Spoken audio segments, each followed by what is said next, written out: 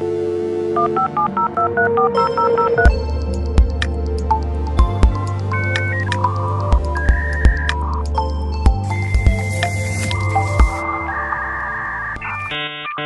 and welcome back to ITWeb TV at the Security Summit 2024. I'm joined by Widaad Ebrahim-Fakier. Perfect. Who's the counsel from A&O Shearman. It's all right. Widaad, welcome. Thank you. So today we're going to talk around why South Africa is a major target for cyber attacks. That's part of the topic that you're discussing on stage. Have you done that yet, or is that later? It's still coming. Is that today? Yes, it's at 4:15. Okay, awesome. Yeah. If we finish, then I'll come along. Hopefully someone will cover for me and we'll do a session. So what do you think are the main reasons for South Africa being a major target? I've got a couple of suggestions, but I want to hear yours and I'll see if I can tick them off. I think let's reframe that and pass it back to you. Okay. So some of the stats say South Africa rates as 5th or 6th worldwide for cybercrime density, right? Sure. And so when I was doing research for my topic, I was like, who ranked first? Who ranked last and why? To come to the list of terms, right? And surprisingly, and wouldn't be surprising to you, it's the US and the UK. Sure. So it can't and those are quite sophisticated regulatory systems, infrastructures in place. So there's a couple of reasons, and narrow it down really to 5, which don't strictly apply because we are South Africa. They have 5 because we are members of the universe in the world and are, part of the economic infrastructure, if you will. And so those are, this is outside there. It is out. It's all right. So I wondered if it's, I'm going to suggest like the politics, global politics is maybe one reason why we're the ANC or the government put their hand up and said, we don't want what's happening in Gaza to happen anymore. And I wonder if that's one factor that's maybe kind of made us a target. That could be one of the factors that made us a target, but it doesn't explain why it was happening before and why it's been on the rise for the last 5 years, or 10 if we really want to go back a few, right? So some of these things, like the easy targets or the low-hanging fruits, would be awareness, right? Critical awareness of the basics of cybersecurity prevention is being aware and knowledgeable about what's phishing, what's ransomware. Again, the human element proves to be, I think, the biggest risk factor for business, right, and individuals, as well as the biggest cause for a lot of the cybercrime incidents. I think a report showed that it was 82%, and I think this is a January report, so it's quite recent. 82% of cybercrime events worldwide are influenced by the human element, either through error or social engineering. Yeah, so that's one. The other is some people would say, and they tack onto the lack of regulation or effective regulation as a possible reason for why we are a cybersecurity hotspot. But again, if you look at where we sit in the global economy, the top cybercrime hotspots is not, if we would call ourselves, underprepared. It's in the first world countries, it's the US, it's the UK. Those are equally, and they have quite robust regulatory procedures. So it can't just be that. But there is a perception, though, and I think it's quite right. Threat actors are more likely to attack countries where they perceive there'll be less of a risk of either being caught, number one. Number two, people are less likely to comply with regulation if they think they have a less regulatory burden to follow. And then also, if there's not too much on the enforcement side, there's not enough teeth in the legislation that regulates, it doesn't incentivize business to comply, if you will. And then there's also other issues like we would have seen in cybercrime stats, I think, and the focus on it really skyrocketed after COVID-19. And why? That's because instead of bring your own device to work being your biggest threat in terms of cybersecurity measures, it now became working from home. Securing environments, cloud computing, e-commerce, digital banking products, all of those things, again, human elements.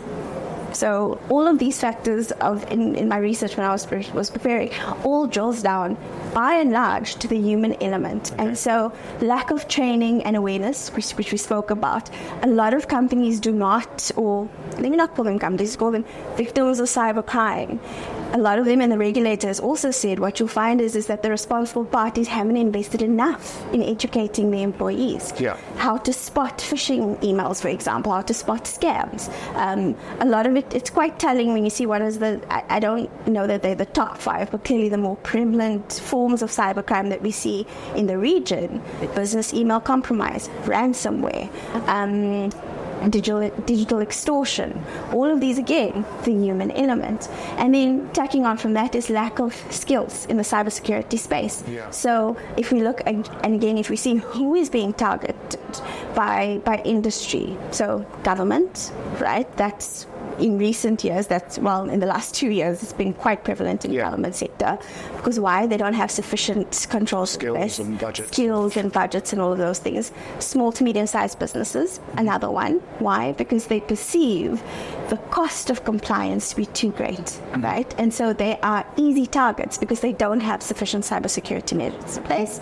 And then telecommunications and banking, now both those sectors are highly regulated. Yeah. And of course they must be, right? Because they're critical infrastructure. But we see, again, why they've been targeted, or the manners in which they've been targeted. Again, the human element. It's business email compromise, and it's DOS attacks, it's ransomware, it's those kinds of attacks that lend themselves to exploitation, and that kind of thing. Oh, that was a long answer. No, that's good. It's good.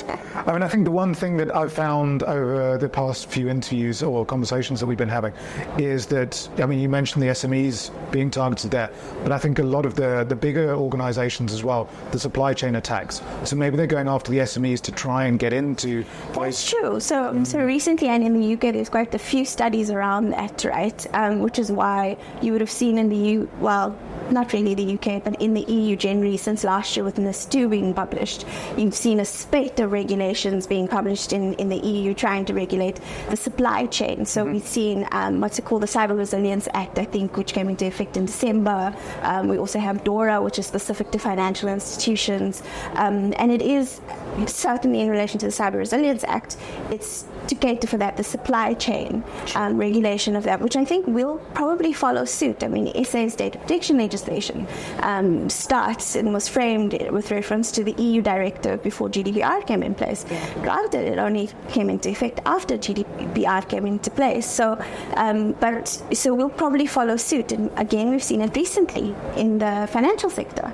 The FSCA and the Prudential Authority have recently published now the finalized cybersecurity and cyber resilience joint statement, which basically, and that was recent, it was I think in mid-May, which basically sets the requirements for sound cyber resilience practices and programs in the financial sector.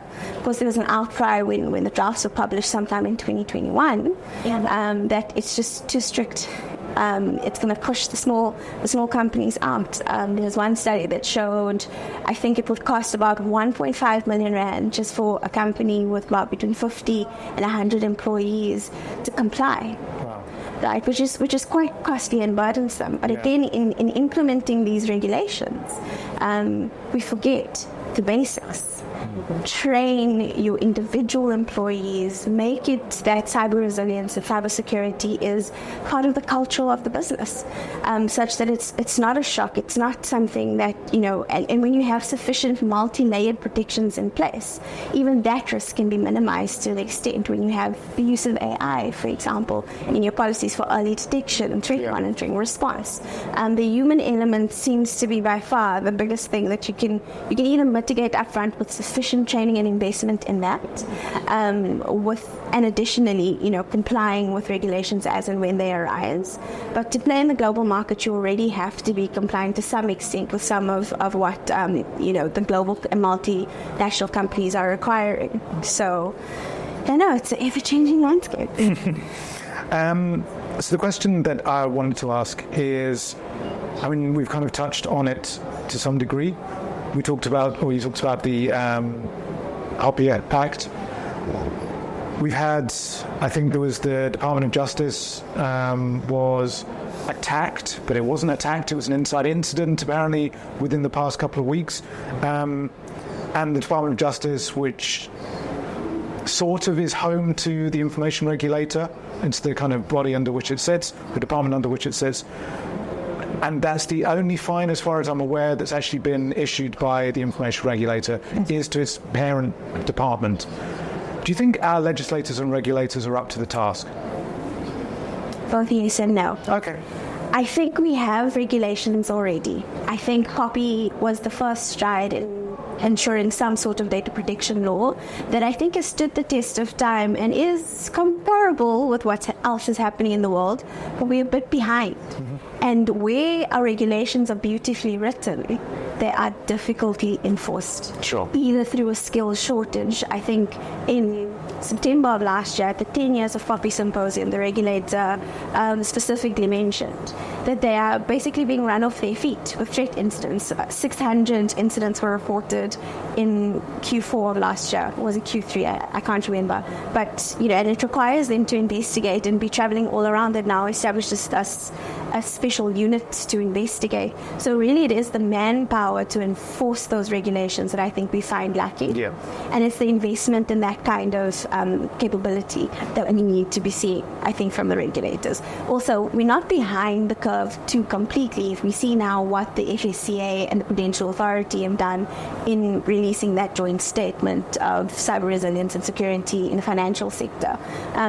But we need to see more, right? Where we fall short, again, the Cybercrimes Act, I think it came into play in 2021, if I'm not mistaken. Correct. Somewhere there around. But all it does is it creates cybercrimes, beautifully so. It doesn't specify AI, which is difficult, mindful of where we're going.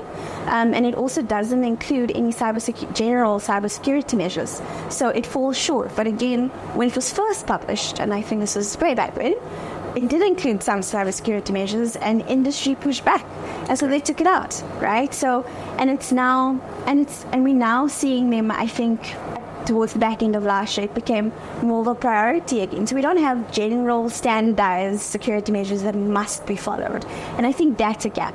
But yeah, I think our regulators are up to the task, in part. Okay. It's just they need more backing, they need more investment. So you mentioned the Cybercrimes Act. We've got OPIA. We've got a few various policies and kind of things. But and I'm not necessarily looking at specific examples within legislation, but where are we lacking in terms of general overall legislation across the cyber world, across the digital world?